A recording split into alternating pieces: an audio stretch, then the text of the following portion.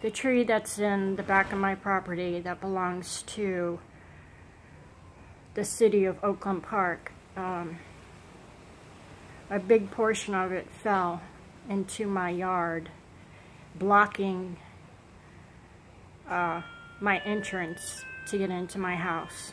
Thank God I have another door, but that door, the steps, is about 2 feet down, which I'm able to get down the steps if I'm careful. Ed, not so much. Coming in the door, he fell. The skirting on my house, more than half of it's gone or ripped apart. I don't know. Some of it's ripped apart. The other parts, I don't know where it is. But I am thankful that the interior of the house stayed intact. I have a roof. I have no electricity. It's hot as fucking hell in here. I'm sorry for my language. I'm stressed out. I've been crying. I had a friend that was gracious enough to lend his house to my husband and my 2 dogs, which were 2 pain in the asses because all they did was bark. And it got on my nerves, and I know it got on their nerves. And my husband is sick, so he did mostly sleep while we were there. And I said it's just time to go home. Whether the governor said it was, you could go back home into your mobile home or not, I said screw it. I need to go home. And these people open up their house to us, and I can't be more grateful to them, but I'm pretty sure we're not welcome back, and that's fine. If we get hit with another hurricane, either we'll stay or I really don't know. I'm at my wit's end right now. I don't know where my cats are. I can't find my cats. They're indoor cats. I don't know where they are. I mean, they could be hiding under a bed somewhere, but they haven't come out since we've been here. The outdoor cats that roam the neighborhood that I see, they're going crazy. They don't know what's going on. A couple of houses in here have just been crushed. And the minute we pulled into our park and I saw the first house crushed, I just started crying. Because those poor people. And all I could do was pray as I made my corner that my house was still here. Because I lost my other house to Hurricane Wilma. And FEMA stepped in and got us this one. And it's not what we wanted, but we didn't have the money to go and get an apartment. So FEMA got us this house. But I hate living here. I want out of here so bad. I hate to have to evacuate during a hurricane. I hate the neighborhood I live in. I am so hot right now. I am so hot. I don't know how these people from the Caribbeans can stay outside and live outside. It really don't. Here I am bitching I'm hot, and they're used to it. And of course the people in the office, they're supposed to be up there today, and they're nowhere in sight. They're supposed to be working. Nothing happened to that office up there.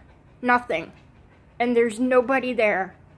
No one. They're hiding because they know what they're getting themselves into. That tree that belongs on the other side of my property, I've been bitching and bitching for years and years for them to top off that tree, because if a hurricane comes and damages my house, I'm going to have a lawsuit on somebody's ass. I've had the mayor out here. I've had the city of Oakland Park out here. I've had the city of Lauderdale Lakes out here. I've had, you name it, I've had them out here, and I've had them on the phone, and I have emailed, and they say, well, the only way they can remove that tree is if it's diseased or hazardous to someone's life. I've got umpteen zillion pictures on my phone because pieces of that tree just fall. That's how top heavy it is. Now, if someone's standing underneath that tree and it falls, it's going to kill somebody. A couple weeks ago, a branch fell. And I called the office 3 times. You need to come out here and pick up this tree. We're heading for a hurricane, and it's gonna shoot out like a missile if you don't come out here and pick it up. They never came out to pick it up. You know where it ended up? My next door neighbor's window. It's like a missile went right through his window, and he stayed there. He sent his wife and his kids out somewhere else, and he stayed to secure his home. And that thing went through his window. I'm sorry.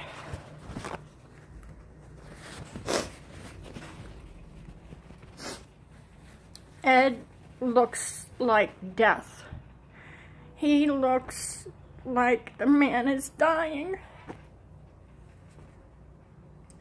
I've done my best since we've been gone to take care of him. But he didn't tell me that he was out of his medications. So he went from Wednesday until today. He's at the pharmacy now, picking up his medications. He slept the whole time we were at my friend's house. He looks like walking death.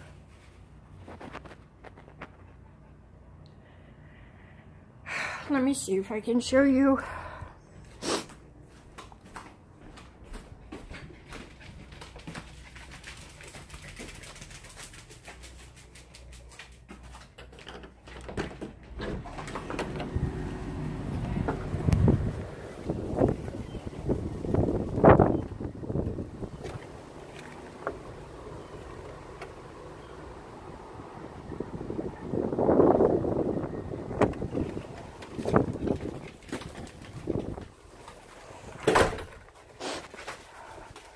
Okay, I don't know if you saw that or not. Alright guys, I hope everybody is okay that was in the path of this. I don't even know what word. I want to use a foul word, but just thank God it didn't do more damage than what it did. I so want to go to those people's house on the corner from where I came in and just help them, because their house is just destroyed. I hope they didn't stay there. Some of these people in these mobile homes refuse to leave their homes. They think that everything is going to be okay. But these mobile homes are like, you know, I say they're made of 10 because I just make fun of them. I hate them. They're just aluminum. And if they're not secured down to the ground, and you get 90 to 100 miles of wind, 75 to 100 miles of wind, your house is going to go flying, or part of it will. Like mine did in Wilma. My roof was peeled back like I opened a can of soup. It peeled back and it was in a tree. My house was destroyed, and I had to live there for a whole year until FEMA came through and got us this. We didn't have a choice to pick which house we wanted. This is what they gave us. And yes, I'm very grateful that they gave it to us, because none of my family chipped in and said, can we help you? And I have an uncle that's a multi-millionaire. No, nothing. Nothing. So unless I hit the lottery, my butt's stuck here. Alright guys, my battery's dying. I have no electricity. I hope you guys are okay. Bye.